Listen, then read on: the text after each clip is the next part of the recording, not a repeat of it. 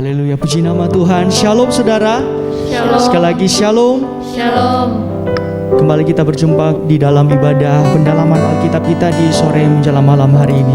Saat ini kita akan segera memulaikan ibadah kita. Untuk itu mari kita mempersiapkan hati, mempersiapkan pikiran kita. Kita hanya fokus kepada Tuhan.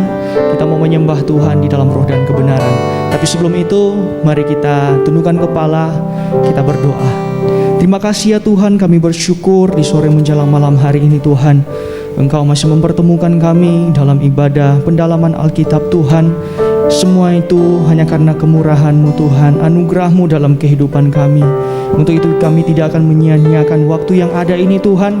Kami mau pakai untuk menyenangkan hati-Mu lewat pujian penyembahan kami Tuhan. Mari Roh Kudus-Mu urapi setiap kami Tuhan dimanapun kami berada. Biarlah kami boleh merasakan jamahan kasih-Mu Tuhan, merasakan lawatan-Mu di tengah-tengah kami Tuhan, sehingga kami boleh menaikkan pujian dan penyembahan kami di dalam roh dan kebenaran. Terima kasih Tuhan, terima kasih. Segala bentuk pekerjaan roh-roh jahat yang mencoba mengganggu ibadah kami mau ikat, kami patahkan, kami hancurkan hanya di dalam nama Tuhan Yesus Kristus. Mari Engkau tutup bungkus kami dengan kuasa dan roh Tuhan. Terima kasih Tuhan, terima kasih. Di dalam nama Tuhan Yesus Kristus kami siap untuk menyembah-Mu Tuhan. Haleluya. Amin. Haleluya Yesus. Kaulah kekuatan kami Tuhan. Tuhan adalah kekuatanku. Bersama Dia ku tak akan goyah. Ku kan terbang tinggi bagai Raja Wali, melakukan perbuatan yang besar. Tuhan ku nanti-nantikan. Tuhan ku nanti-nantikan-Mu. Amin. Kau memberiku kekuatan yang baru. Berlari tak lesu, berlari tak lesu, berjalan tak lelah. Roh Kudus, Roh Kudus, kekuatan sayapku. Bukan terbang tinggi bagai Raja Wali, dan melayang tinggi dalam kemuliaan-Nya. Biar bumi bergoncang dan badai menerpa, ku kan terbang tinggi bersama Dia.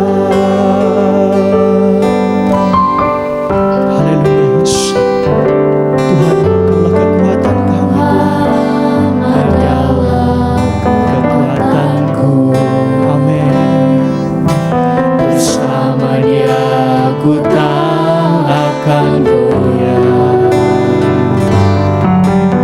Bukan terbang tinggi bagai Raja Wali, melakukan perbuatan yang besar.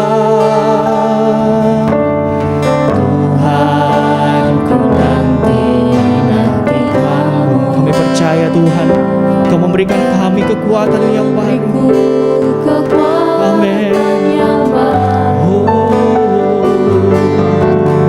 Berlari tak lesu, berjalan tak lelah. Mari Roh Kudus-Mu Tuhan, itulah yang menjadi kekuatan kami. Bukan terbang tinggi bagai Raja Wali, dan melayang tinggi dalam kemuliaan-Nya. Amin. Biar bumi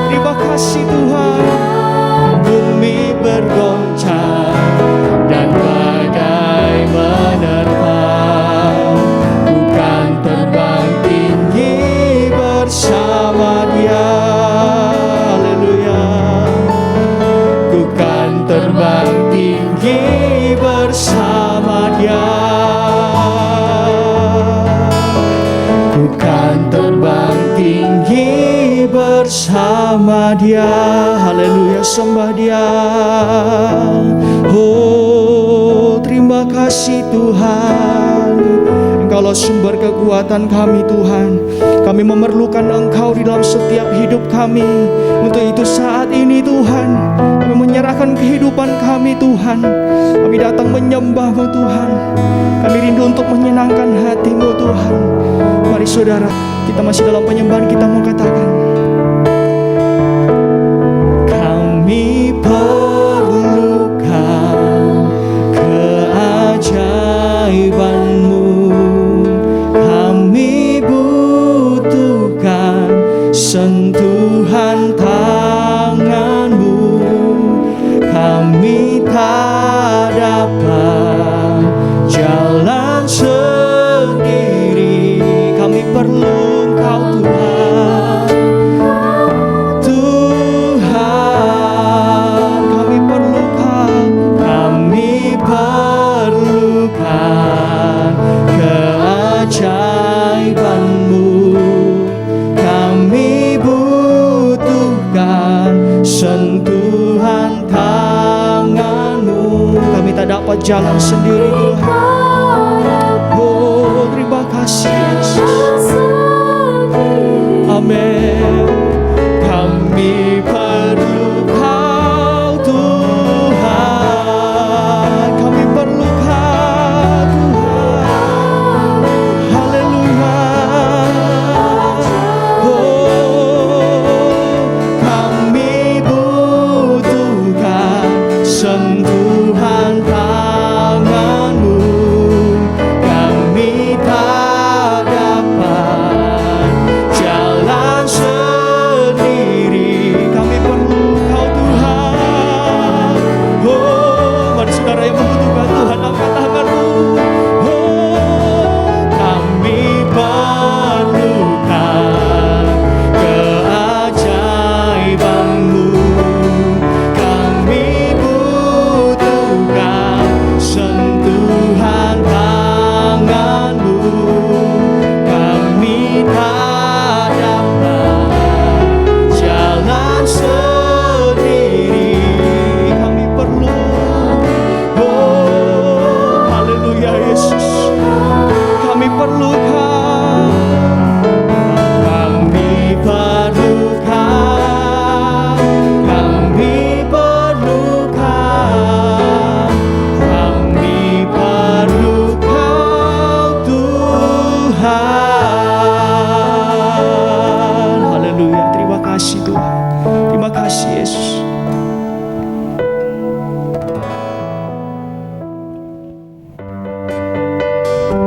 Haleluya. Mari saudara, dengan penuh sukacita kita mau angkat satu nyanyi. Biarpun gunung-gunung beranjak. Biarpun gunung-gunung beranjak dan segala bukit bergoyang, namun kasih setia-Mu tak akan beranjak dariku. Amin. Biarpun gunung-gunung beranjak dan segala bukit bergoyang, namun kasih setia-Mu Tuhan, Kasih setiamu tak akan beranjak dariku. Tak akan beranjak, tak akan beranjak, tak akan bergoyang. Amin. Tak akan beranjak, tak akan bergoyang. Demikianlah firman Tuhan yang mengasihiku. Tak akan beranjak, tak akan beranjak, tak akan bergoyang. Tak akan beranjak, tak akan bergoyang.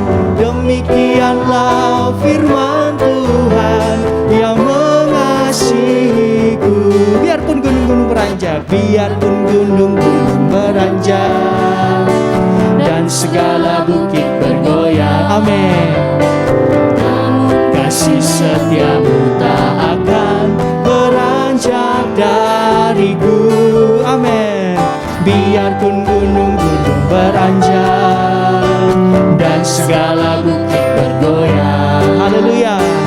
Namun kasih setia-Mu tak akan beranjak dariku. Tak akan beranjak, tak akan beranjak, tak akan bergoyang.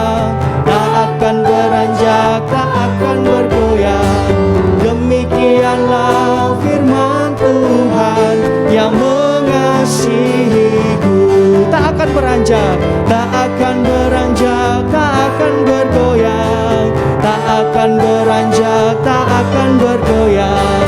Demikianlah firman Tuhan yang mengasihi. Mari sekali lagi saudara katakan, tak akan beranjak, tak akan bergoyang, tak akan beranjak, tak akan bergoyang. Demikianlah firman Tuhan yang mengasihiku. Demikianlah firman Tuhan yang mengasihiku. Haleluya, berikan sorak-sorak bagi Tuhan kita. Puji nama Tuhan.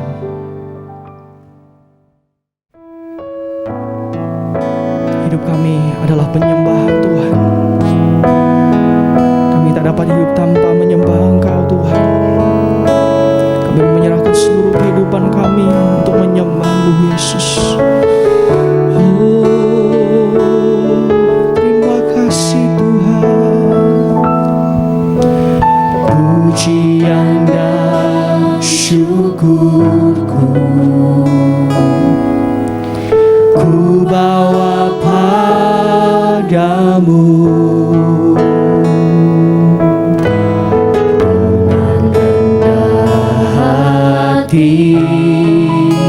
Ku persembahkan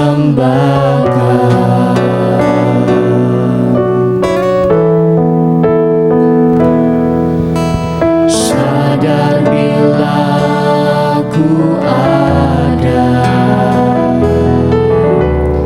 hanya karena anugerah,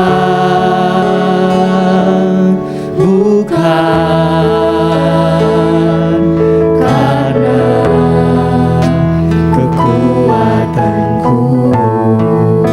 pujian dan syukur kami bawa kepadamu Tuhan.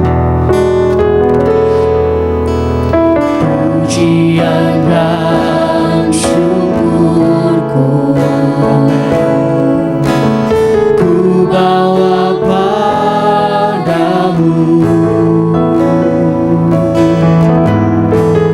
Dengan rendah hati ku persembahkan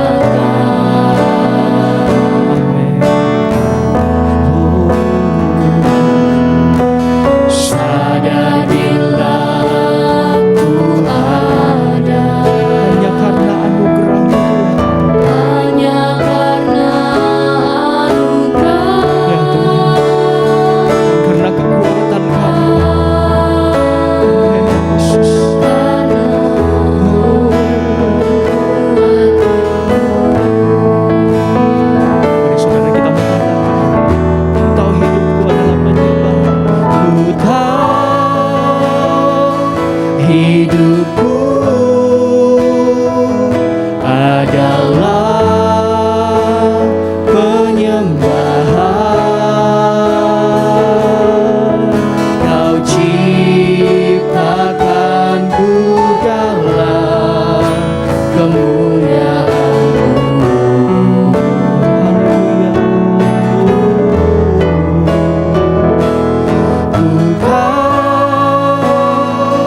Hidupku berharga di mata-Mu. Segenap hidup kami persembahkan Tuhan. Segenap hidupku persembahkan.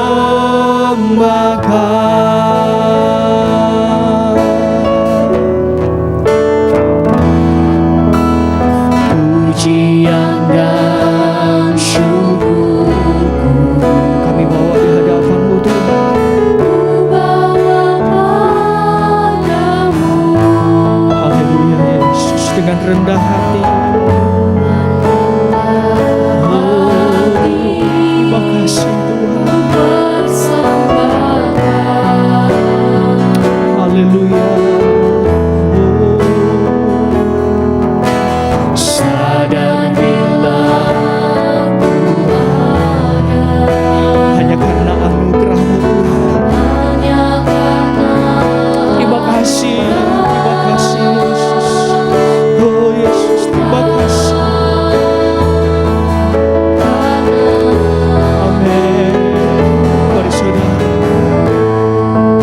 suaramu. Sama-sama kita katakan,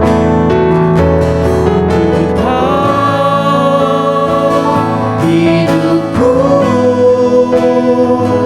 adalah penyembahan. Kau ciptakanku dalam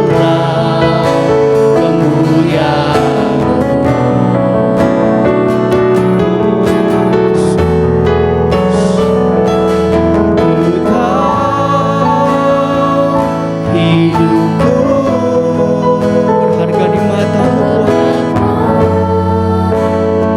Terima kasih Yesus, terima kasih.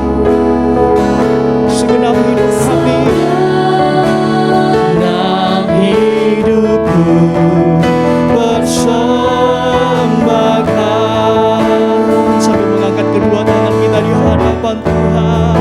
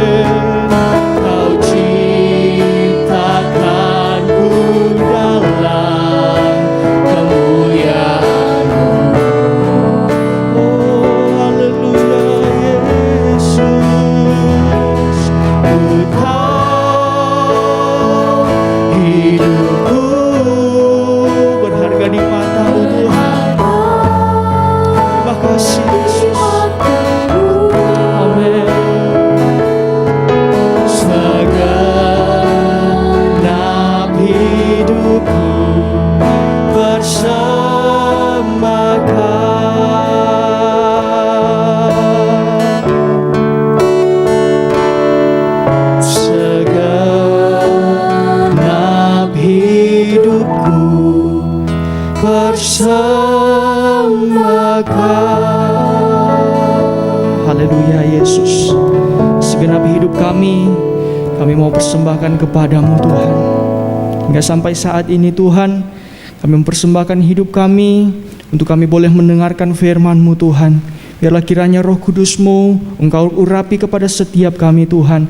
Karena kami yakin dan percaya hanya Roh Kudus-Mu lah yang memampukan kami Tuhan, yang memberkati kami Tuhan, sehingga kami boleh menikmati setiap firman-Mu Tuhan. Kami boleh dapat mengerti isi firman-Mu Tuhan. Terima kasih ya Tuhan, terima kasih. Kami siap untuk mendengarkan firman-Mu. Haleluya, amin. Puji Tuhan, kita bertemu kembali di ibadah pendalaman Alkitab hari ini. Bersama istri saya sampaikan shalom. Tuhan Yesus memberkati kita semuanya. Saudara-saudara yang bersama mengikuti ibadah pendalaman Alkitab ini secara online, Tuhan Yesus memberkati saudara semua dimanapun saudara berada. Kitab Wahyu adalah kitab yang terakhir, kitab dari 66 kitab. Alkitab kita adalah kitab yang menjadi penutup dari seluruh Alkitab. Kitab Wahyu dimulai dengan penyembahan, diakhiri dengan penyembahan. Pada pendalaman Alkitab yang lalu, saya berbicara tentang kasih karunia. Kitab Wahyu juga merupakan kitab kasih karunia. Dimulai dari kasih karunia, diakhiri dengan kasih karunia. Kitab Wahyu tidak hanya terdiri dari nubuat tentang akhir zaman, tentang apa yang akan terjadi sebelum dunia selesai, sebelum Tuhan datang. Nubuat yang berisi tentang bagaimana keadaan dunia nanti dan sebagainya.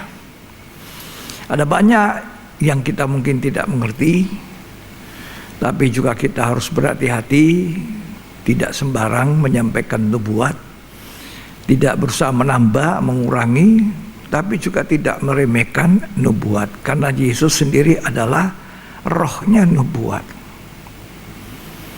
Jadi Alkitab kita seluruhnya memang adalah berisikan firman Tuhan, berisikan nubuat, terutama kitab Wahyu ini yang belum banyak tergenapi. Jadi kita berhati-hati. Sebab saya pernah mengatakan kitab Wahyu adalah kitab kebahagiaan juga.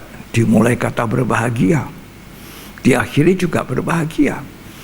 Dimulai dengan kasih karunia, diakhiri juga dengan kasih karunia. Hari ini saya ingin mengatakan bahwa kitab Wahyu merupakan kitab penyembahan. Salah satu buku penyembahan buat kita. Sebab Wahyu dimulai dengan penyembahan, diakhiri dengan juga penyembahan.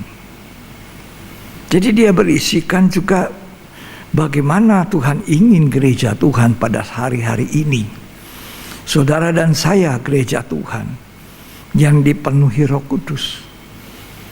Nah, kita adalah orang-orang yang diminta oleh Tuhan, dicari oleh Tuhan untuk menjadi penyembah. Tapi penyembah yang benar.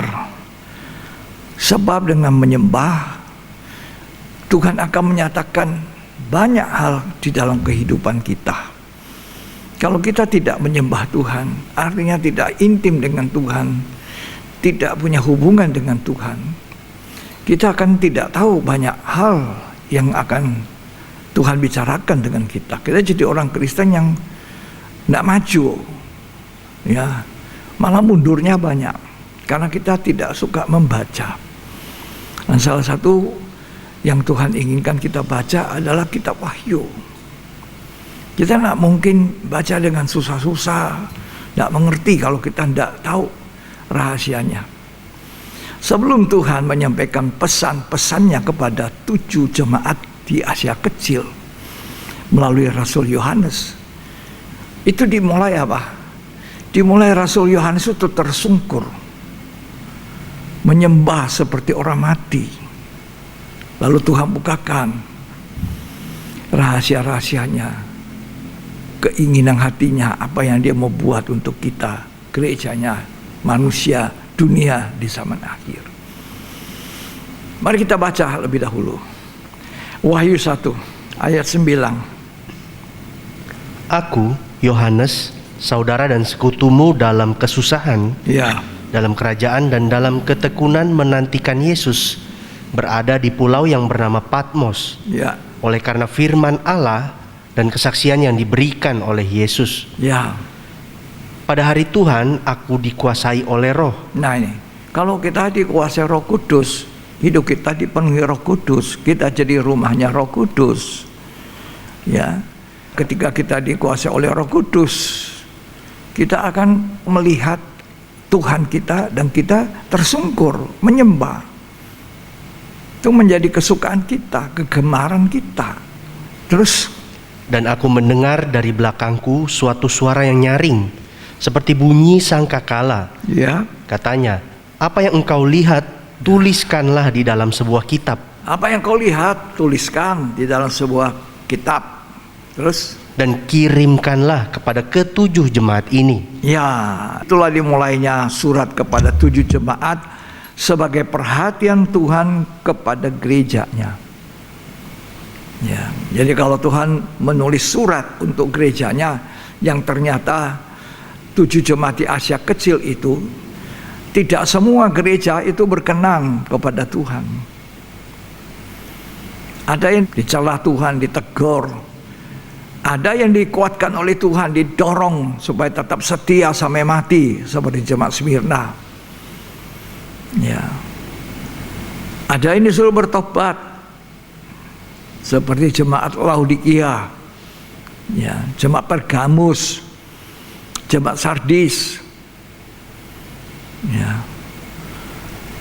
Teguran, nasihat, ajaran kepada 7 jemaat di Asia Kecil yang kita baca di kitab Wahyu ini, itu merupakan teguran nasihat Tuhan kepada kita, gereja zaman akhir.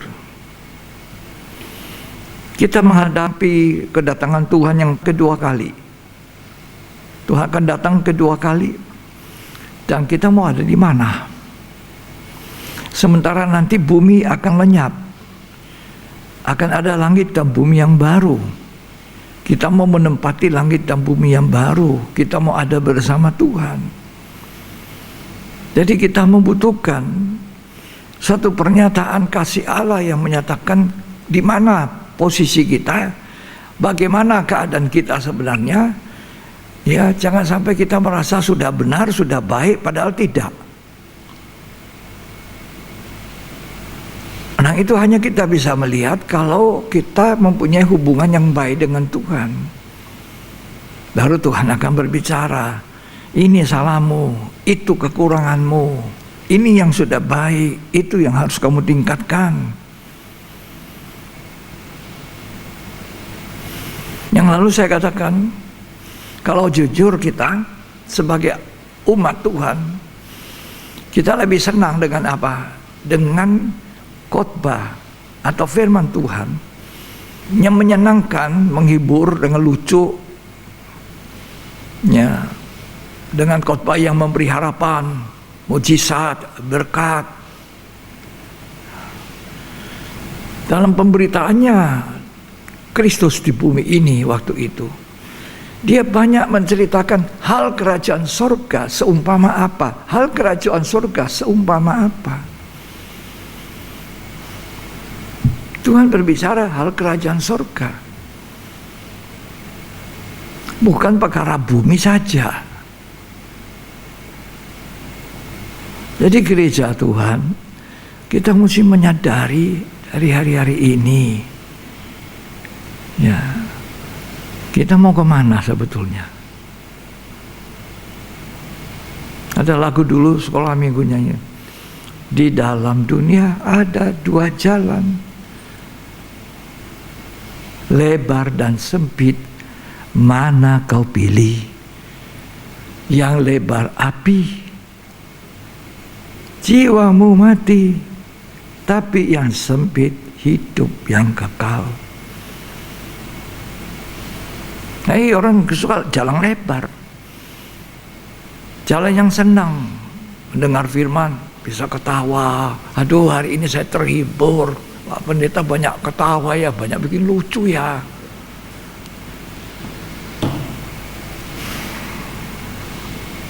Pendetanya juga senang sudah, cuman ketawa. Waduh, responnya. Sahabat gembalanya ngomong tentang penyucian hidup. Sedangkan kita Wahyu itu 7 jemaat itu bicara tentang penyucian, pengudusan, penyucian terakhir itu. Kalau kamu tidak bertobat, aku ambil kaki Dian, kata Tuhan kepada Efesus. Kalau kamu tidak bertobat, hakmu dari pohon kehidupan aku ambil. Wah, tapi kalau kamu bertobat, kamu akan kuberi makan buah pohon kehidupan. Lalu siapa jemaat Efesus? Ini jemaat yang banyak perbuatannya, yang baik. Yang baik sudah banyak, tapi satu, cinta mula-mula tidak ada. Nah, kita periksa, apakah saya masih ada cinta mula-mula? Mengasihi Tuhan, bukan hanya di bibir kita.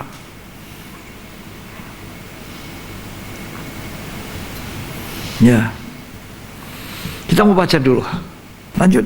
Katanya, apa yang engkau lihat, tuliskanlah di dalam sebuah kitab, Ya, dan kirimkanlah kepada ketujuh jemaat ini. ya, Ke Efesus, ke Smyrna, ke Pergamus, ke Tiatira, ya, ke Sardis, ke Philadelphia, ya, dan ke Laodikia.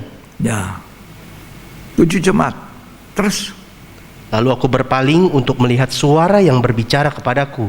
ya. Dan setelah aku berpaling, tampaklah kepadaku 7 kaki Dian dari emas. Nah, sesudah dia berpaling, dia melihat itu 7 kaki Dian.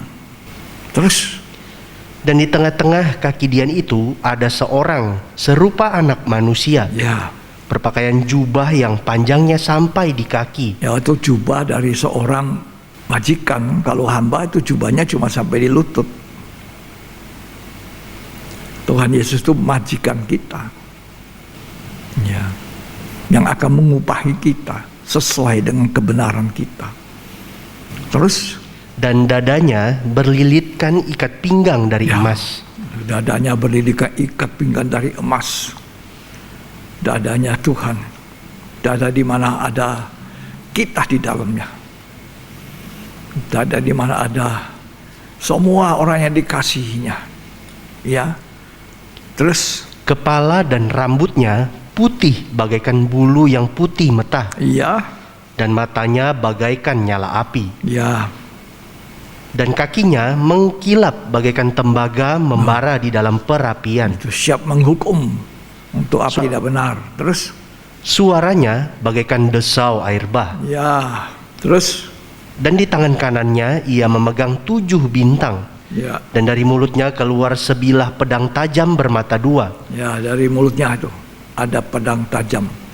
Firman Tuhan itu harus tajam, bermata 2, lebih tajam dari pedang bermata 2 manapun, kata Ibrani. Jadi firman Tuhan tidak hanya menghibur, dibuat sebagai suatu hiburan, melucu sedikit. Ya, firman Tuhan tidak hanya menguatkan, memberi pengharapan, mujizat dan sebagainya, tidak. Tapi dia tajam untuk mengerat sampai di dalam, memisahkan sumsum, tulang, ya, sendi, ya, sampai ke dalam. Firman Tuhan itu bisa mengoperasi kehidupan kita tidak benar. Mungkin kita sepertinya benar di mata manusia, tapi belum tentu di mata Tuhan. Terus Dan wajahnya bersinar-sinar bagaikan matahari yang terik. ya, terus Ketika aku melihat dia, tersungkurlah aku di depan kakinya. tersungkur aku. Itu sikap penyembahan sampai seperti orang mati. Terus Sama seperti orang yang mati.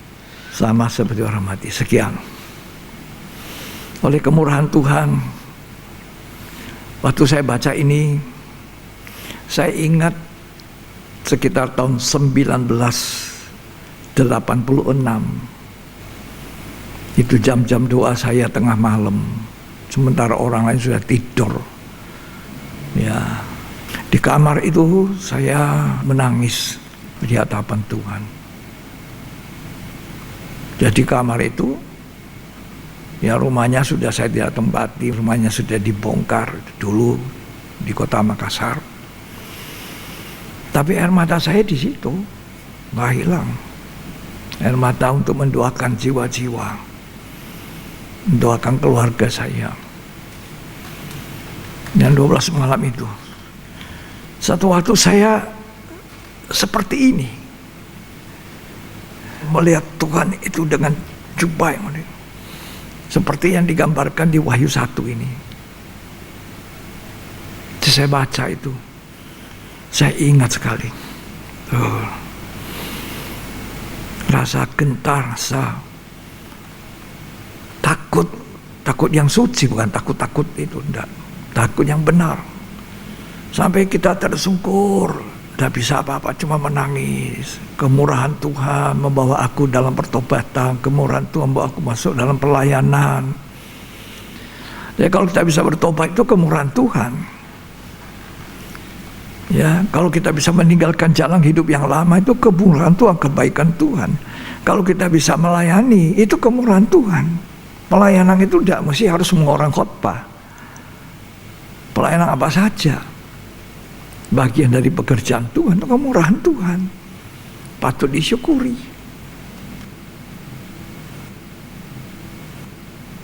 Bulannya saya tidak ingat, tapi tahun 1986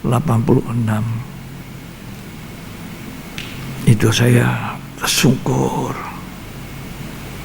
mau nangis saya. Ada satu sikap penyembahan. Penyembahan hasil dari kontak pribadi kita dengan Tuhan. Ada hubungan. Jadi saya bisa katakan kekristenan itu bukan agama. Kalau sekedar cuma agama, kita tahu ada Allah, kita tahu ada Tuhan. Kalau saya orang Kristen tahu Tuhan Yesus mati di kayu salib. Tapi kita tidak pernah kontak, tidak ada hubungan intim. Kita tidak pernah menyembah, tidak pernah menyiapkan waktu, terlalu sibuk. Kita sibuk dengan kerjaan kita. Kita sibuk dengan urusan-urusan kita. Kita tidak menyediakan waktu menyembah, padahal Tuhan sangat rindu. Dan sementara kita menyembah, itulah Tuhan berbicara kepada kita. Sama persis ini Rasul Yohanes, ketika dia tersungkur menyembah, Tuhan keluarkan kata-kata, pesan-pesan, teguran-teguran, nasihat-nasihat, apa yang baik untuk 7 gereja di Asia Kecil itu.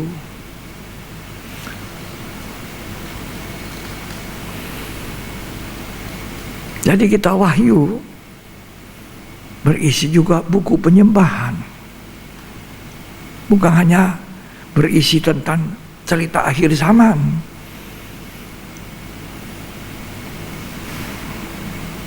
Cerita antikris 666 yang akan datang.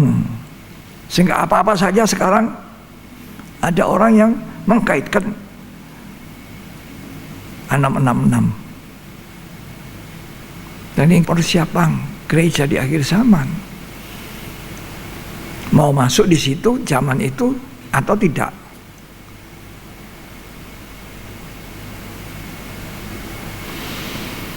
Ya. Semoga banyak kita terbuka mata untuk tidak hanya menyukai khotbah yang enteng, yang ringan, yang menghibur, yang memberi harapan, yang memberi mujizat. Saya tidak katakan itu khotbah yang salah, tidak. Tapi kedewasaan daripada gereja Tuhan yang sudah tahu membedakan ini yang baik, ini yang buruk, ini yang tidak, ini yang baik, itu dibutuhkan. Karena gereja Tuhan harus menjadi sama dengan Tuhan, menjadi mempelai wanita, kedewasaan rohani, bukan anak-anak rohani, tidak ngerti apa-apa, dia mau diberitahu, dijelaskan, tidak ngerti.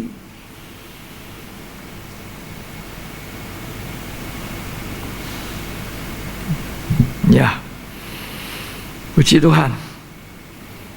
Wahyu 22 ayat 8 dan 9. Ini pasal terakhir dari kitab Wahyu. Dan aku, Yohanes, aku yang telah mendengar dan melihat semuanya itu, dan setelah aku mendengar dan melihatnya, aku tersungkur di depan kaki malaikat Ya, yang telah menunjukkan semuanya itu kepadaku ya, untuk menyembahnya. ya. Tetapi ia berkata kepadaku, jangan berbuat demikian. Aku adalah hamba, Ya. sama seperti engkau dan saudara-saudaramu, Ya, para nabi, dan semua mereka yang menuruti segala perkataan kitab ini. ya. Sembahlah Allah. Sembahlah Allah. Waktu Rasul Yohanes tersungkur di depan malaikat itu, jangan, aku juga cuma hamba. Malaikat itu melayani. Ada malaikat Jibril menyampaikan pesan, ada Mikael, panglima perang. Ada satu malaikat pemuji penyembah yang jatuh, namanya Lucifer. Karena sombong, mau menjadi Allah, maka dijatuhkan. Malaikat itu melayani. Hamba Tuhan dipakai sebagai apapun Tuhan sama dia, kaliber internasional, luar biasa, bikin mujizat dan sebagainya. Ruame. Ya. Dia tetap seorang hamba, seorang pelayan, melayani. Tidak usah disembah, tidak usah terlalu dikultuskan. Tuhan nanti cemburu. Dan kasihan orang yang disanjung-sanjung itu bisa jatuh. Mungkin waktu itu Lucifer saking hebatnya memuji Tuhan, menyembah, memimpin penyembahan di surga. Wah, pengikut-pengikut yang senang dia memuji-muji jatuh.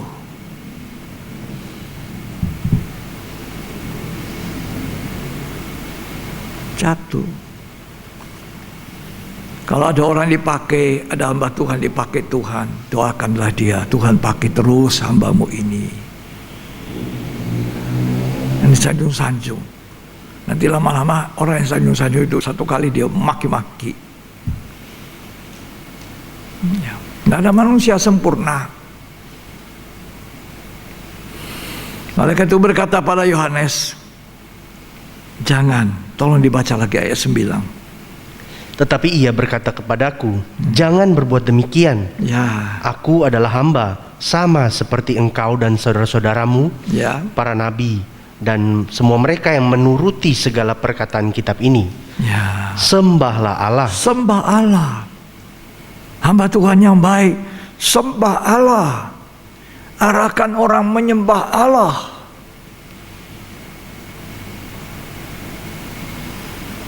Bukan ke arah diri kita. Sembah Allah. Hamba Tuhan perlu dihormati, dihargai. Ya, jemaat harus menghargai gembala-gembalanya. Memang Tuhan pakai mulutnya untuk memberitakan, memelihara, memberi kekuatan rohani kepada saudara lewat firman. Itu dihargai, dihormati, ditaati, kata Alkitab. Taatilah pemimpin-pemimpinmu. Hormatilah mereka yang bekerja, yang berkhotbah, berjeri lelah. Itu ajaran Tuhan. Tapi bukan disanjung-sanjung seperti luar biasa, lebih hebat dari Tuhan. Tuhan cemburu.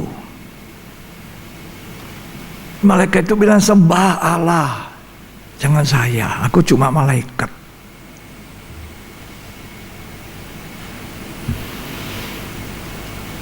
Tidak sedikit hamba Tuhan yang terlalu disanjung itu jatuh.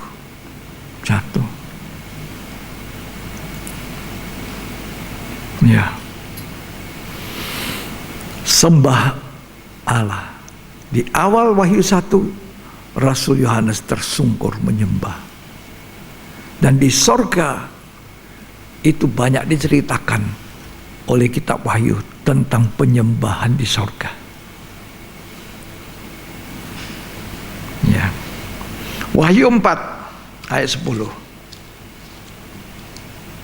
Dan setiap kali makhluk-makhluk itu mempersembahkan puji-pujian dan hormat dan ucapan syukur kepada Dia yang duduk di atas tahta itu dan yang hidup sampai selama-lamanya, Ya.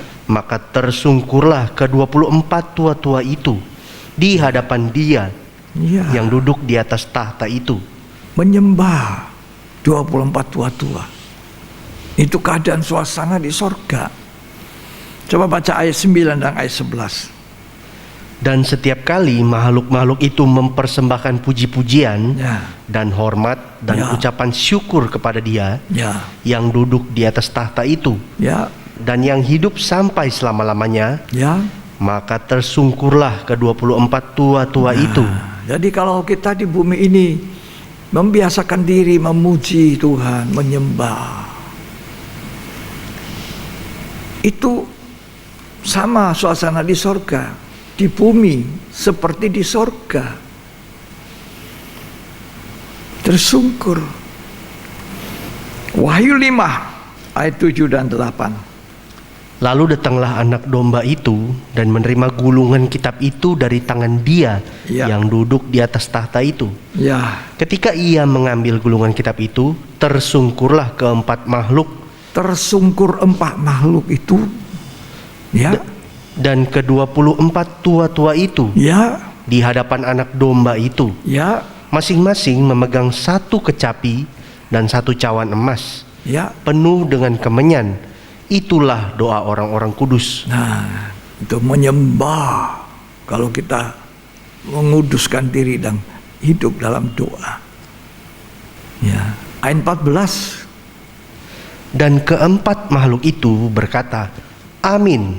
Dan tua-tua itu jatuh tersungkur dan menyembah. Menyembah. Itu suasana surga. Seringkali kita menyanyi itu, suasana surga turunlah. Suasana surga itu penuh penyembahan.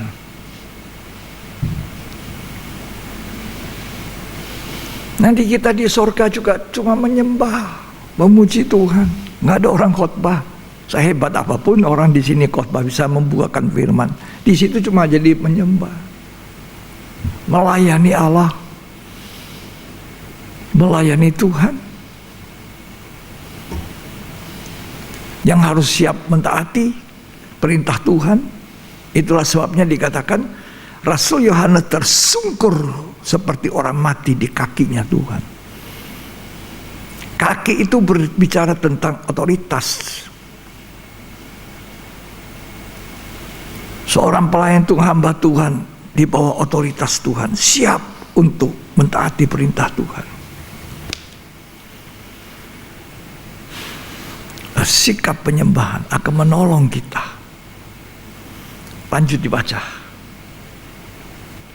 Wahyu pasal 7 ayat 11. Dan semua malaikat berdiri mengelilingi tahta, Ya, dan tua-tua dan keempat makhluk itu. Maka tersungkurlah di hadapan tahta itu dan menyembah Allah. nah, menyembah Allah. 24 tua-tua. Bahkan dikatakan membuka mahkota dan melemparkan mahkota itu, membuang mahkotanya untuk menyembah yang Maha Kuasa. Mahkota berbicara kemuliaan, kebanggaan, semua yang ada untuk diri kita itu dilemparkan. Ketika kita ada di kakinya Tuhan, Tuhan menyembah, saya bukan apa-apa Tuhan.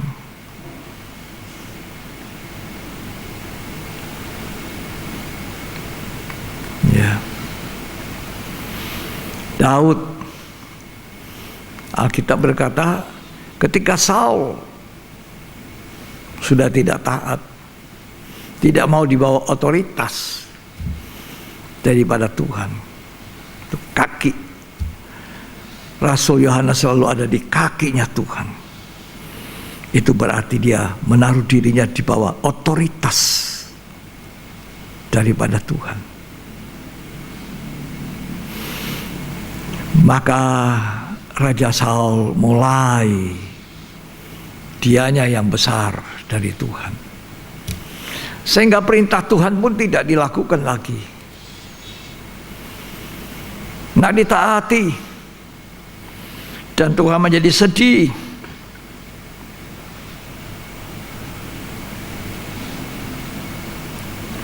Tuhan menjadi susah. Dia bilang sama Nabi Samuel,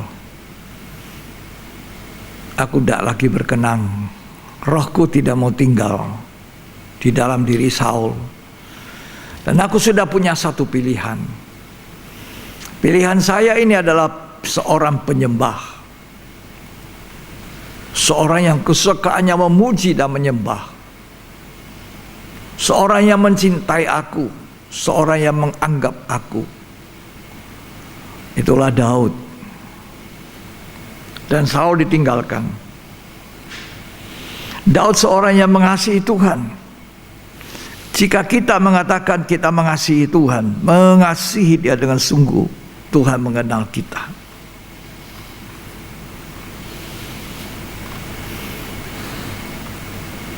Amsal 8 ayat 17. Kalau kita mengasihi Tuhan, Tuhan mengenal kita. Silakan dibaca. Aku mengasihi orang yang mengasihi aku, Ya, dan orang yang tekun mencari aku akan mendapatkan daku. ya. Allah mencari seorang raja waktu itu, dan ditemukan. Ada di mana? Di padang belantara, mengembalakan 2-3 ekor kambing. Cuma 2-3. Kan biasanya orang mau mengembalakan kalau banyak, kalau sedikit dah enak sudah. Ya lah. Tapi Daud tidak, setia. Orang-orang situ, kakak-kakaknya itu ikut kontes pemilihan raja. Di depan Samuel semua tampil gagah. Bahkan mata Samuel sendiri sudah salah. Samuel bilang inilah raja. Waduh, gagah bener. Apa yang dikatakan oleh Tuhan kepada Samuel? Nabiku, engkau melihat apa yang kau pandang secara mata kasar. Aku tidak. Aku memandang luarnya, aku pandang dalamnya.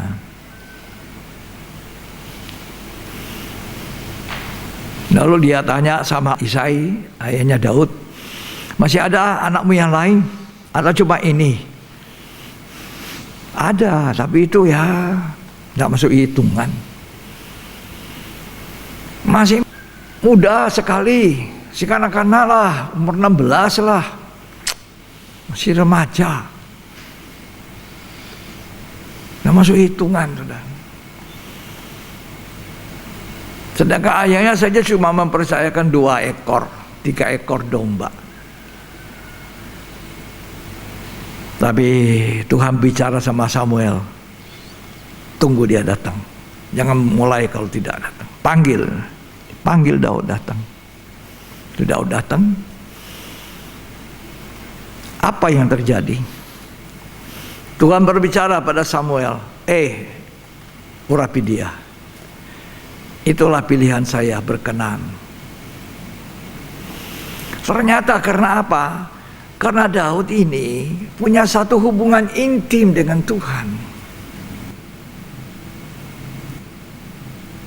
Ketika dia menggembalakan 2-3 ekor kambing domba, ada singa menyerang, dia bela domba yang sedikit. Ketika dia menghadapi raksasa Goliat itu, engkau mendatangi aku dengan lembing tombak, aku mendatangi kau dengan nama Tuhan. Dia mengasihi Tuhan, dia sangat menghormati Tuhan, dia mengandalkan Tuhan. Walaupun kita tahu ceritanya Daud itu bukan manusia sempurna, belum. Tapi dia mencintai Tuhan. Dia mengasihi Tuhan, dia seorang penyembah. Sebab seorang penyembah yang benar itu hatinya ada kasih kepada Allah. Kalau hati saudara tidak ada kasih kepada Allah, cuma kasih kepada dunia, saudara tidak punya kasih itu, saudara tidak bisa menyembah. Serahkan lebih banyak waktu untuk hal-hal yang lain daripada menyembah.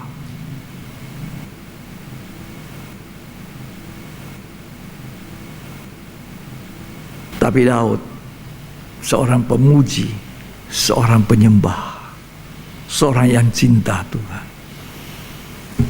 Bahkan dia bilang begini, cinta atas rumahmu ini menghanguskan aku. Sehingga dia beri banyak sekali persembahannya untuk rencana membangun bait Allah yang dikatakan sama Tuhan, kau tidak bisa bangun. Kamu tidak membangun untuk saya. Anakmu Salomo yang membangun. Karena terlalu banyak tumpah darah dari tanganmu. Dia bilang, ya Tuhan, tidak masalah. Biar anakku yang bangun, tapi aku sediakan banyak keping uang emas perak. Bahkan dia katakan, karena cintaku kepada rumah, itu ditulis dalam kitab Tawarik. Karena cinta atas rumah Allahku, aku menambahkan lagi dari milikku. Orang yang mencintai Tuhan selalu merasa kurang untuk memberi Tuhan. Kurang, tidak. Aku merasa aku paling banyak memberi sudah. Tidak. Orang yang mencintai Tuhan, dia selalu merasa apa yang dia berikan ini terlalu sedikit. Sehingga Daud mengatakan,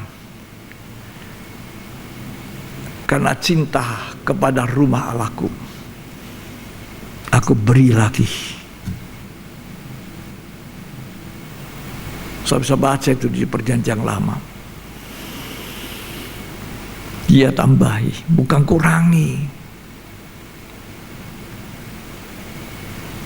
Cinta dan rumahku, rumah Allahku. Dia seorang yang mengasihi Tuhan dan Tuhan kenal. Allah mencari orang, anak Tuhan, pelayan Tuhan Kristen seperti Daud.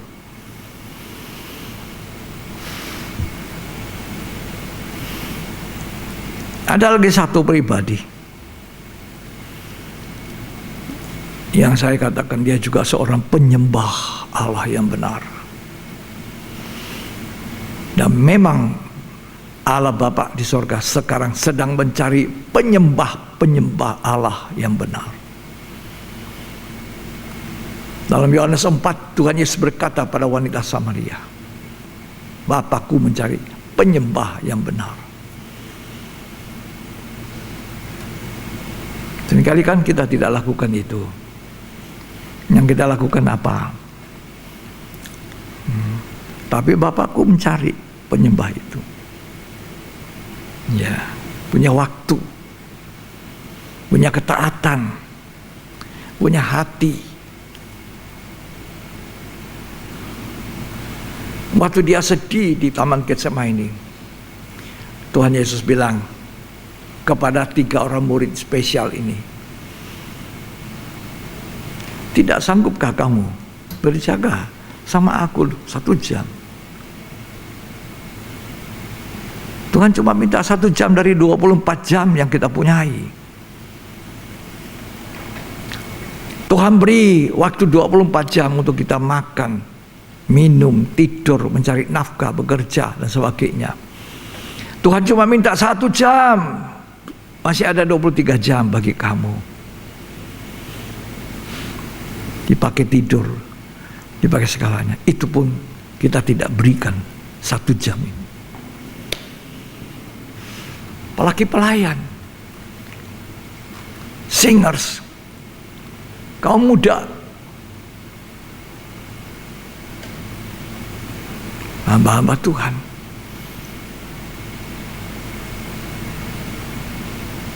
Kapan tahu jadi pemuji penyembah? Iya, dari kecil itu, dari remaja itu. Oleh karena itu dipilih Tuhan waktu masih umur 16 tahun.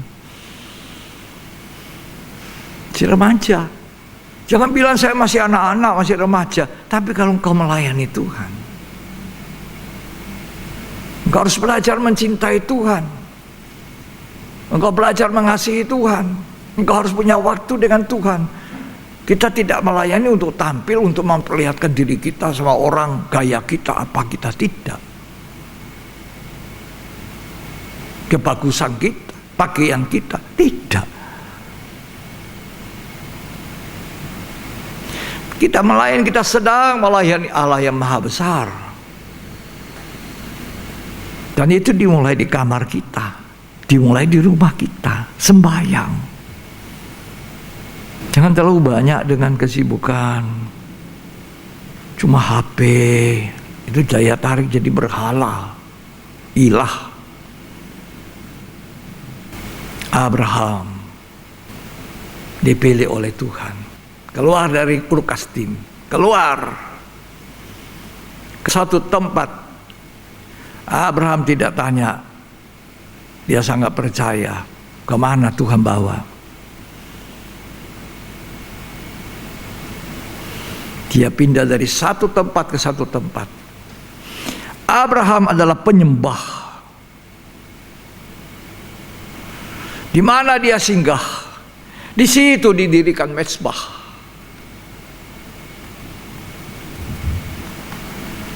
Dari tempat persinggahan ke tempat persinggahan, Abraham yang menuju satu kota, kota yang akan datang, kota yang mempunyai dasar, kota yang dibangun Allah. Kota apa itu? Yerusalem baru, kota emas tulen. Abraham selalu mendirikan mezbah, memanggil nama Tuhan. Dan satu hari Tuhan berkata, Abraham, persembahkan anakmu Ishak di Bukit Moria. Ini ada satu bantahan dari mulutnya. Itu berat sekali, sangat berat. Anak sendiri yang didapati dengan janji sampai umur 100 tahun.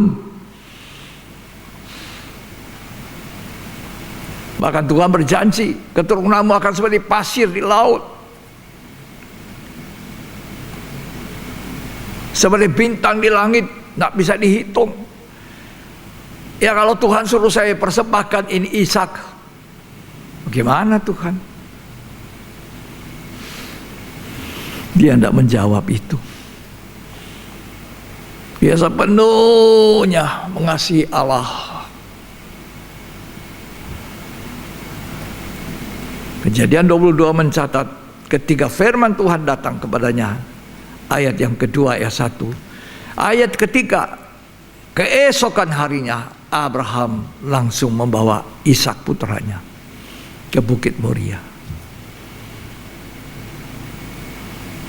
Ketika ditanya oleh Ishak, semua sudah sedia kayu bakar, api sudah, mana korbannya, mana binatangnya Bapa? Tersayat hatinya mungkin, tapi dia diam. Allah akan menyediakan untuk korbannya anakku. Padahal itu hatinya sedih. Sampai di Bukit Moria, sudah Ishak tahu sekarang, Ishak, engkau akan jadi domba yang disediakan Allah ya.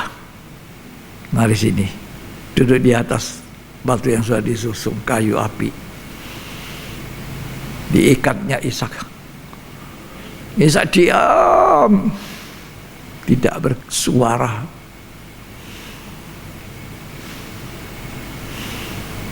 Dia seperti domba yang keluh.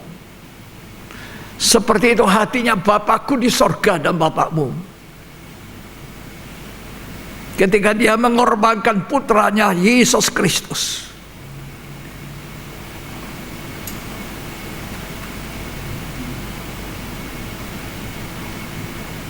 Sampai dia bilang, Eloi lama sabachthani. Kenapa Allahku tinggalkan aku?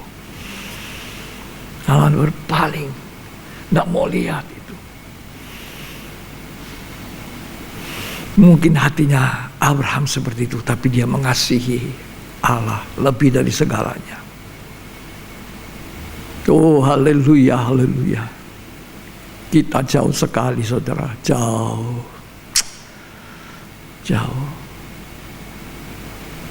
Jauh sekali. Dan ketika dia ambil belati untuk tikam anaknya, ditahan oleh malaikat. Abraham, aku sudah tahu hatimu. Engkau mengasihi aku. Di atas gunung ini akan tetap disediakan. Dia berpaling sana, ada domba yang sudah diikat. Allah sudah menyediakan untuk korban, bukan Ishak yang dikorbankan. Domba Yesus Kristus, anak domba Allah, yang kita lihat waktu penyembahan, yang kita ada di kakinya Tuhan dengan lubang paku itu, jiwa kita bergetar. Haleluya. Beda Lot. Lot tidak pernah menyembah. Lot tidak pernah ingat untuk bergaul dengan Allah. Lot tidak pernah mendirikan mezbah. Tidak ada satu kata saya baca cari Lot mendirikan mezbah. Tidak pernah. Walaupun Lot disebut orang benar, walaupun Anda orang Kristen, walaupun Anda juga diberkati kekayaan seperti Lot karena ikut pamannya Abraham, oh saudara tidak pernah menyembah Allah. Saudara lama-lama bisa jadi penyembah mammon seperti Lot. Lot sehari-harinya cuma melihat Sodom, uang, harta. Tidak peduli dia berkenan kepada Tuhan atau tidak. Tidak peduli walaupun anaknya mau diserahkan kepada orang Sodom. Putrinya mau diserahkan pada Sodom. Yang penting uang banyak, uang banyak. Dan akhirnya Tuhan melihat kejahatan orang di Sodom. Dan Tuhan berkata, Abraham, aku akan membakar dengan belerang. Abraham bilang, Tuhan, jangan tawar-menawar. Kenapa dia tawar-menawar? Karena tahu di Sodom ada keponakannya. Keponakan yang notabene, keponakan yang tidak benar. Rebutan lahan dengan pamannya ini. Padahal dia ikut kepada pamannya sampai dia berkati juga. Tapi Lot tidak pusing itu semua. Abraham berdoa syafaat untuk Lot. Ini orang yang punya kasih Allah. Punya kasih Allah, dia punya kasih kepada sesama. Walaupun sesama itu membenci, sesama itu tidak benar, sesama itu tidak baik. Tuhan selamatkan Lot. Tapi ternyata tidak ada 5 orang di Sodom. Seperti yang Abraham minta 5 orang. Cuma ada 4. 4 pun orang benar, salah-salah. Ini gambaran orang Kristen. Tapi hatinya terpikat dunia. Hatinya terpikat dengan uang. Persembahan jangan dikatakan bisa diberikan. Persepuluhan apalagi tidak dikembalikan. Itu kuno, sudah perjanjian lama. Itu cuma membuat hamba Tuhan kaya. Siapa bilang? Hamba Tuhan pun tidak hidup dari persepuluhan. Hamba Tuhan hidup dari Tuhan.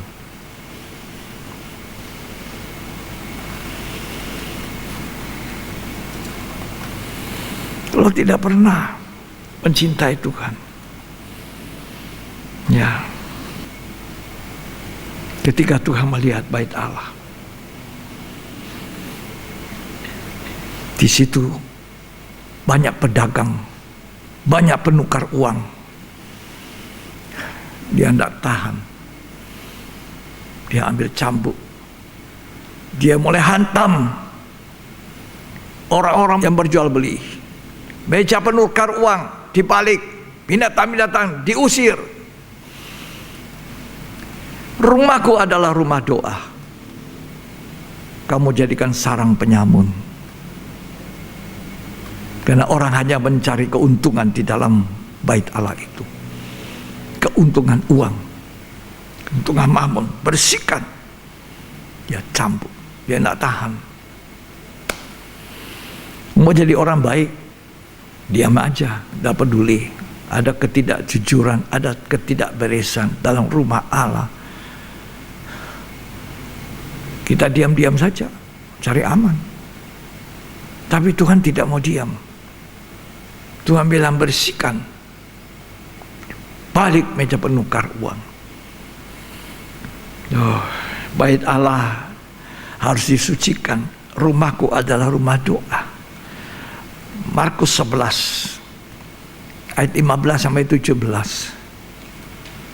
Tuhan mau membersihkan kita gereja agar kita jadi penyembah yang benar, menyembah Bapa di dalam roh dan di dalam kebenaran.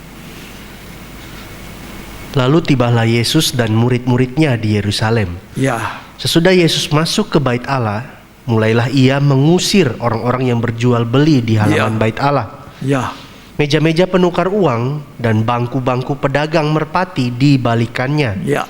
Dan ia tidak memperbolehkan orang membawa barang-barang melintasi halaman bait Allah. Ya, Lalu ia mengajar mereka, katanya, bukankah ada tertulis, rumahku akan disebut rumah doa bagi segala kita adalah bangsa? rumah doa. Kita adalah bait Allah yang kudus, di mana roh Allah diam di dalam. Kalau roh Allah diam di dalam kita, kita jadi rumah doa, rumah pujian penyembahan, bukan berisi kecintaan akan uang mammon. Begitu sulitnya terlepas orang Kristen itu. Sekarang diberitahu, dia tidak mau tahu. nanti dia menangis seperti Lot.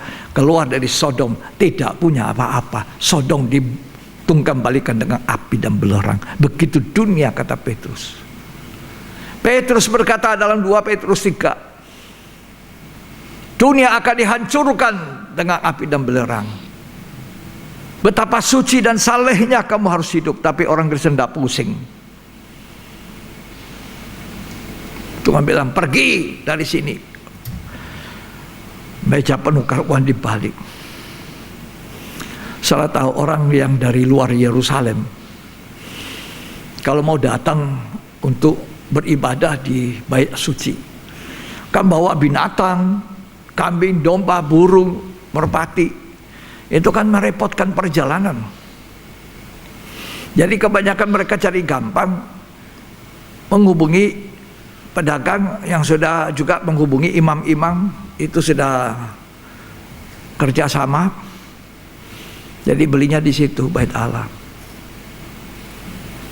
Lebih gampang. Jadilah bait suci tempat pedagang-pedagang, penukar uang. Pada waktu itu Israel dijajah oleh Roma. Mereka menggunakan mata uang Roma yang ada gambar kaisar. Tapi untuk masuk bait Allah, uang itu tidak laku. Sebab dianggap ada gambar kaisar itu. Bertuhankan kaisar. Nah, mereka harus menggantikan namanya koin Tiria. Ditukar dari uang Roma yang ada gambar kaisar. Disinilah orang memanfaatkan kesempatan. Jadi penukar uang, money changer. Menggaruk keuntungan. Tuhan sedih. Tuhan bilang, pergi semua dari sini. Meja penukar uang, pedagang burung merpati, binatang diusir. Rumahku rumah doa. Hidup kita rumah doa. Kita adalah bait Allah di mana Roh Kudus diam di dalam. Kecuali kita tidak punya Roh Kudus. Roh Kudus adalah roh kebenaran. Sehingga kita hidup dalam kebenaran. Allah mencari penyembah yang benar, yang mengasihi Tuhan.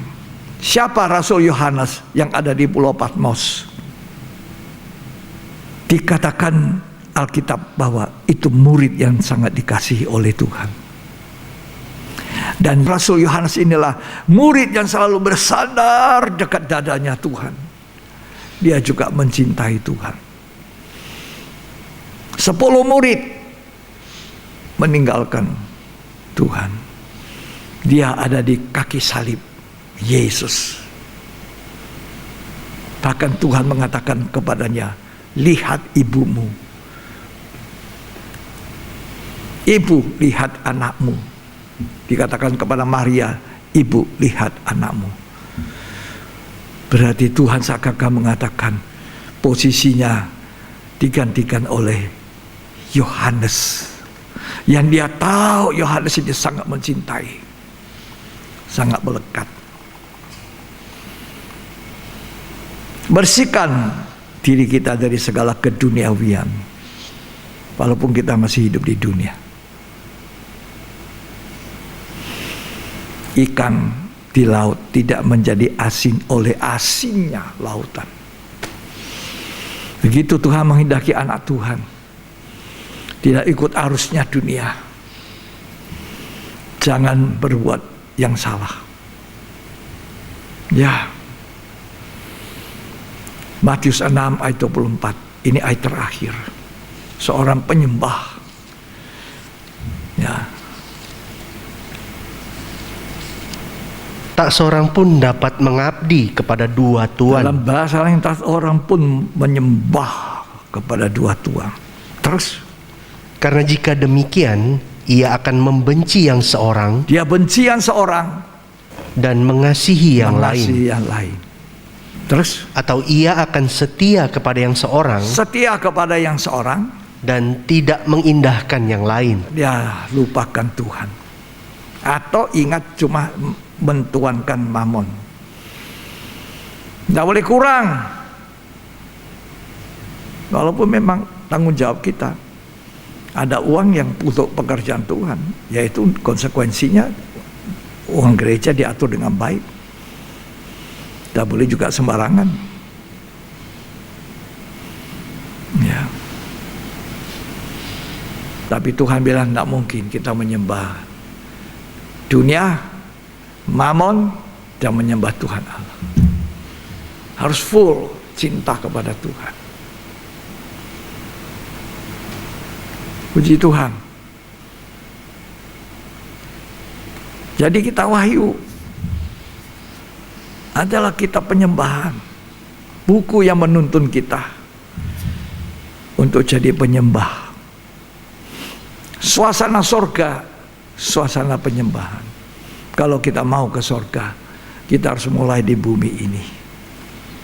Apa yang kita ikat di bumi, terikat di sorga. Jadilah penyembah yang benar. Jadilah orang yang punya hubungan intim dengan Tuhan. Kekristenan adalah hubungan. Hubungan dengan Tuhan melalui doa penyembahan. Jangan terus minta ini, minta itu. Tanpa meminta ketika kita menyembah, Tuhan akan beri. Tuhan tahu, Bapamu di sorga tahu apa yang kamu butuhkan. Amin. Saya minta-minta. Penyembah dia memuja. Kalau kita mengatakan I love you Jesus, saya mencintaimu Tuhan. Memang mencintai Tuhan, kita sedang menyembah. Bukan segala mahkota kemuliaan. Tidak ada yang hebat. Rasul Yohanes sudah tua sekali. Dipenjarakan di Pulau Patmos, sudah kuat. Tapi dia menerima pesan-pesan Tuhan. Dia melihat gambaran di sorga. Tuliskan itu. Rasul Yohanes. Dia menundukkan dirinya di bawah kakinya Tuhan. Ya Tuhan. Di bawah otoritas Tuhan. Sampai malaikat datang. Dia menyembah tersungkur. Jangan. Aku juga cuma seorang yang melayani seperti kamu. Sembahlah Allah. Alkitab dalam kitab Wahyu ditutup. Sembahlah Allah. Semua kita dihimbau, diperintahkan Tuhan. Hanya Allah yang patut disembah. Allah di dalam Tuhan Yesus Kristus. Terpujilah Tuhan. Jadi kitab Wahyu berisikan satu buku menuntun kita untuk menyembah, jadi penyembah. Sebab Bapa mencari penyembah.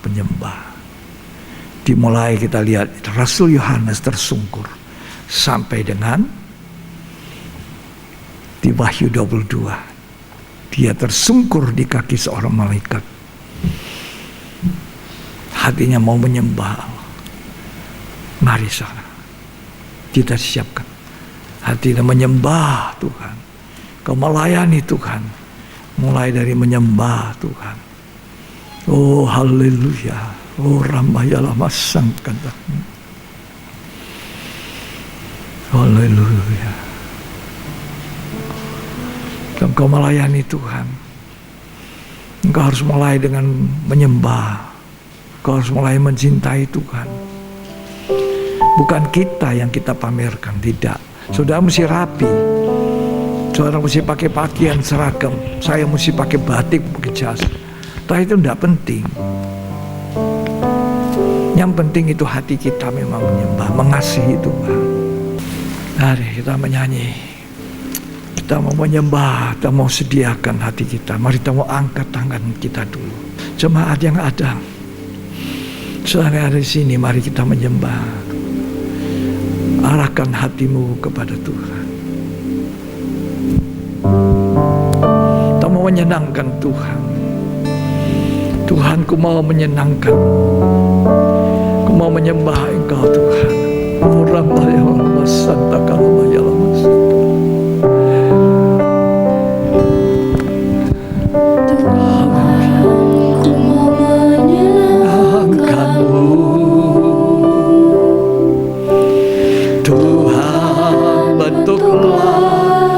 hati ini jadi bejana untuk hormat-Mu, cemerlang bagai emas murni. Tuhan, ku serahkan hatiku, semua ku berikan padamu. Kuduskan hingga tulus selalu, agar aku menyenangkan-Mu, menyenangkan-Mu, senangkan-Mu. Hanya itu kerinduanku, menyenangkan-Mu, senangkan-Mu. Hanya itu kerinduanku.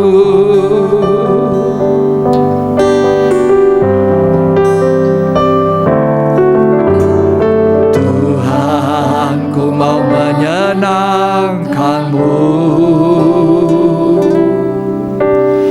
Tuhan, bentuklah hati ini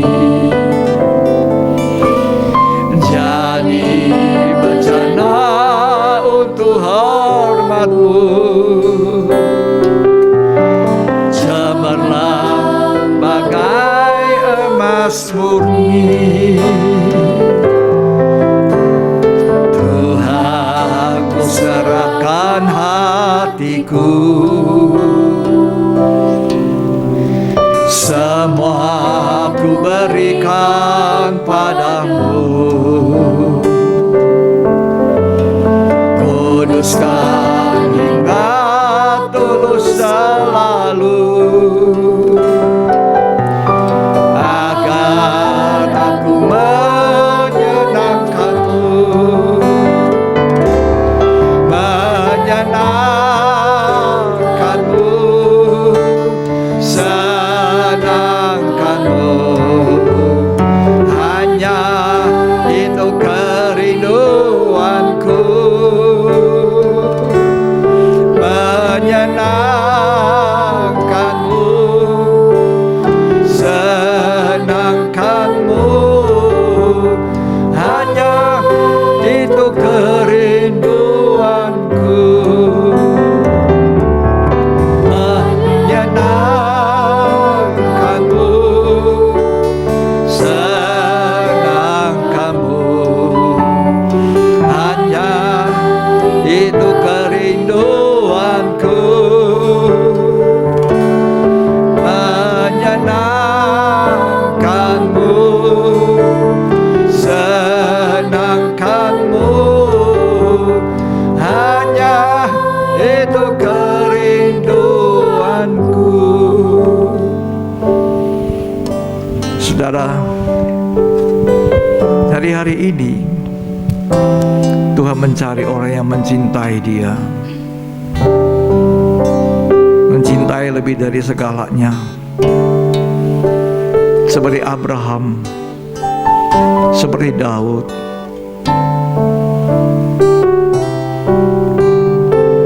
Mereka adalah penyembah Allah yang benar. Kita mau belajar. Tuhan, kamu menyenangkan Kau jadi penyembah. 1 tahun sesudah saya lahir baru bertobat, saya mengembalikan milik Tuhan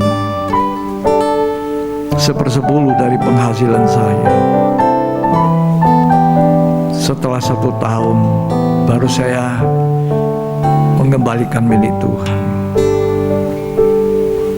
Sampai hari ini dalam keadaan susah dan senang, tidak pernah saya lupakan.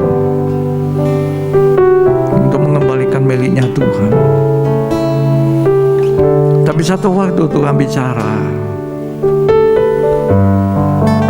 engkau mengembalikan hasil berkat dari pekerjaanmu. Waktu itu saya belum hamba Tuhan, belum jadi full time.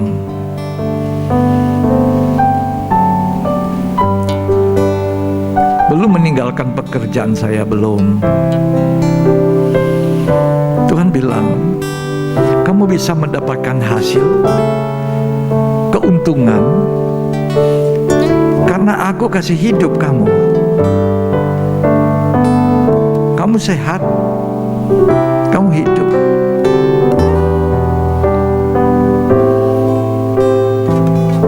Tahukah kamu,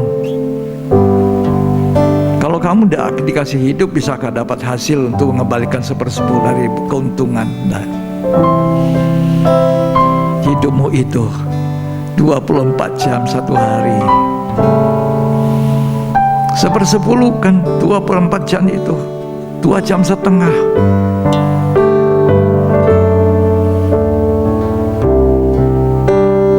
Dan saya aminkan tuh, saya mulai lakukan itu. 1/10 kan dari waktu 24 jam untuk menyembah Tuhan. Saya belum melayani, belum full time, belum jadikan hamba Tuhan, belum meninggalkan pekerjaan dunia saya.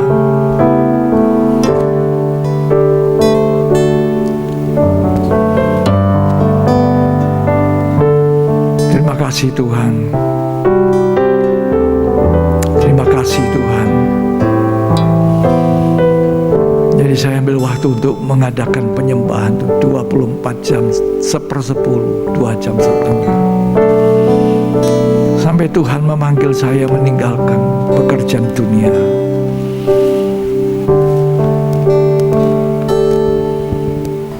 Jadi saya belum aktif melayani.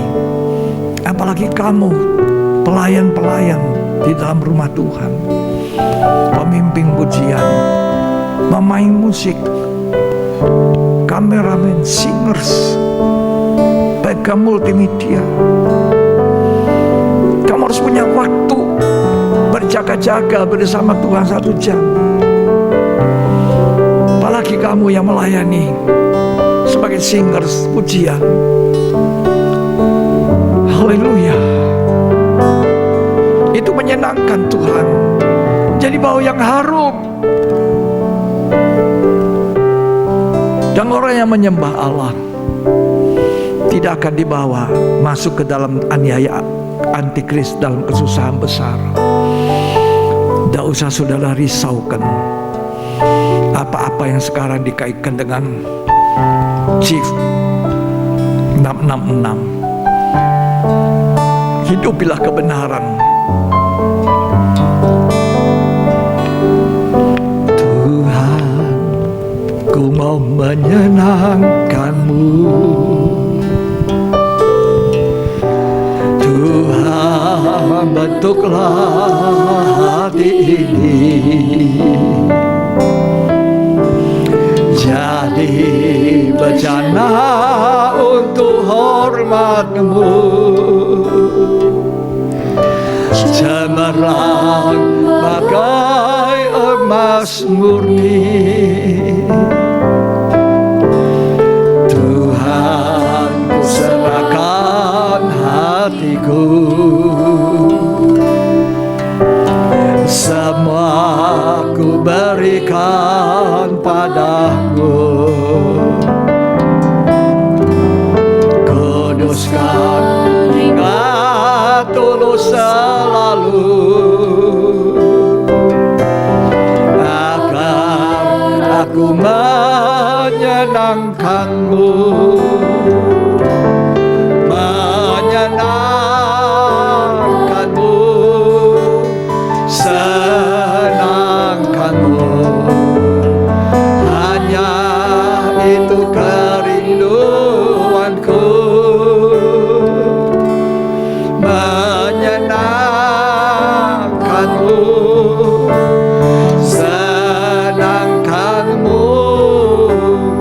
Hanya itu kerinduanku.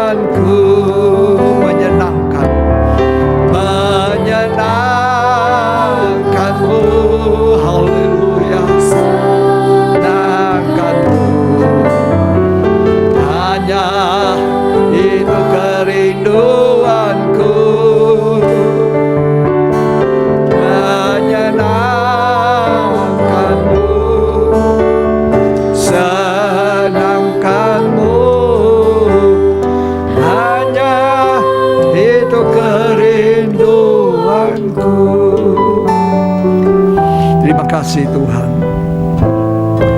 Biar apa saja yang dalam hidup kami kaitkan dengan Engkau. Kami punya hubungan yang baik dengan Tuhan. Terima kasih Tuhan.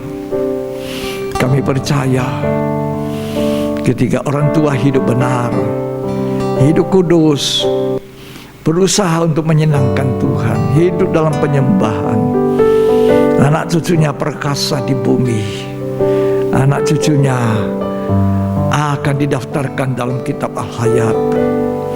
Terima kasih Tuhan. Kami percaya Tuhan menolong kami semua. Tuhan memberkati kami. Terima kasih Tuhan. Dalam nama Yesus Kristus. Terima kasih untuk firman-Mu Tuhan. Amin. Puji Tuhan. Sampai di sini ibadah pendalaman Alkitab kita. Harapan saya kita semua akan bertemu kembali di ibadah yang berikut. Kita akan sama-sama lebih bersungguh-sungguh di akhir zaman ini.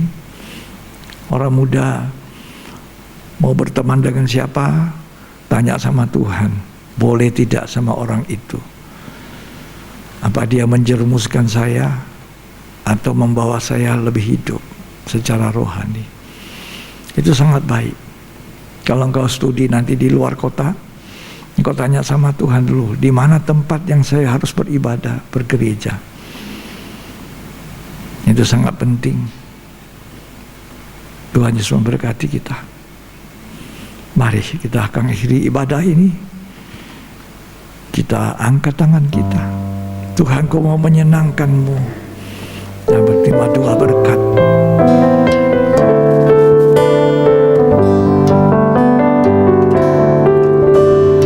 Tuhan, Kau mau menyenangkan-Mu. Tuhan, bentuklah hati ini jadi bejana untuk hormat-Mu, cemerlang bagai emas murni. Tuhan, Ku serahkan hatiku, semua Ku berikan padamu. Kuduskan Engkau tulus selalu, agar aku menyenangkan-Mu, menyenangkan-Mu, senangkan-Mu. Hanya itu kerinduanku, menyenangkan-Mu, senangkan-Mu. Hanya itu kerinduanku. Haleluya. Angkat tangan Tuhan. Terimalah berkat, kasih karunia dan anugerah, cinta kasih persekutuan Allah Bapa, Putra dan Roh Kudus. Tuhan Yesus Kristus memberkati kita semua hari ini sampai selamanya, sampai Tuhan datang kembali. Muliakan Tuhan dengan berkat-berkat-Mu, dan terimalah itu di dalam nama Tuhan Yesus Kristus. Yang terima berkat sama-sama katakan amin. Puji Tuhan. Sampai di sini ibadah pendalam Alkitab. Kita jumpa lagi di ibadah yang berikut. Tuhan Yesus memberkati kita.